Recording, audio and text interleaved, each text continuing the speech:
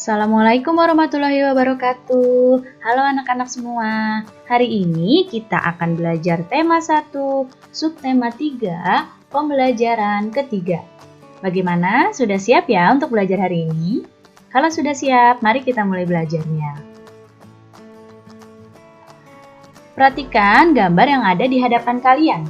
Siapa yang tahu jembatan apa yang ada pada di gambar?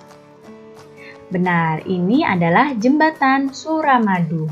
Di mana ya letaknya jembatan Suramadu? Adakah yang tahu? Baik, jembatan Suramadu ada di antara Pulau Jawa dengan Pulau Madura. Jadi, untuk mencapai Pulau Madura, kita ini harus melewati Selat Madura. Dulu kita kalau mau melewati Selat Madura harus menggunakan kapal. Namun sekarang berkat kemajuan pembangunan nasional telah dibangun jembatan Suramadu yang melintasi Selat Madura. Di mana sih letaknya, posisinya? Kira-kira ada di sini. Jembatan Suramadu kira-kira ada di sini ya. Nah, Indonesia itu merupakan negara maritim. Negara maritim adalah negara yang memiliki perairan yang luas. Hampir 2/3 wilayah di Indonesia merupakan lautan. Nah, antara pulau yang satu dengan pulau yang lain itu disatukan oleh laut.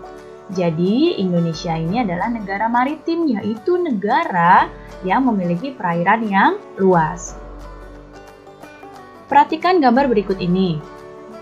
Bisa kalian lihat di peta ini, Indonesia ini perairannya sangat luas. Nah, 2/3 wilayah di Indonesia merupakan lautan. Wilayah di Indonesia ini merupakan kepulauan. Nah, antara pulau yang satu dengan yang lainnya itu disatukan oleh laut, membuat bervariasinya potensi yang dimiliki oleh Indonesia. Apa saja ya potensi kekayaan laut yang ada di Indonesia? Perhatikan gambar yang ada di hadapan kalian. Yang pertama ada ikan. Potensi kekayaan laut di Indonesia itu ada ikan. Ikan di Indonesia itu sangat banyak dan beragam. Kemudian ada tumbuhan. Tumbuhan laut yang biasa dimanfaatkan adalah salah satunya rumput laut.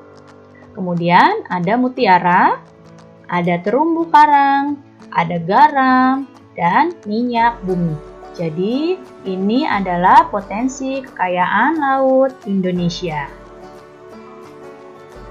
Kondisi geografis sebagai negara maritim dan kepulauan membawa banyak keuntungan bagi bangsa Indonesia. Banyak jenis pekerjaan yang bisa diusahakan untuk menunjang kehidupan masyarakat di Indonesia melalui kekayaan laut. Apa saja ya jenis pekerjaan yang memanfaatkan sumber daya laut? Yang pertama ada nelayan. Kemudian pedagang. Pedagang ini orang-orang yang salah satunya yang menjual hasil laut dari para nelayan ini. Kemudian ada petani garam. Kemudian ada petani rumput laut. Ada jasa pelayaran, termasuk di dalamnya ada nahkoda dan anak buah kapal. Kemudian ada budidaya kerang mutiara. Ada usaha pariwisata. Dan ada pertambangan minyak. Ini adalah jenis-jenis pekerjaan yang memanfaatkan sumber daya laut. Contohnya, ada banyak lagi yang lain, tapi yang Ibu masukkan di sini ada beberapa jenis ya. Nah, dampak dari letak dan kondisi geografis bangsa Indonesia sebagai negara maritim.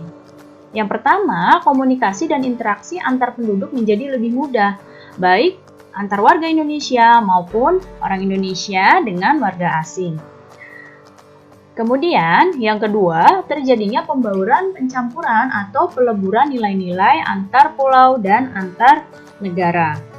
Namun, dalam pembauran dan pencampuran ini, kita harus berhati-hati apalagi bila terjadinya dengan negara lain. Jangan sampai budaya asli Indonesia itu tergerus oleh budaya luar.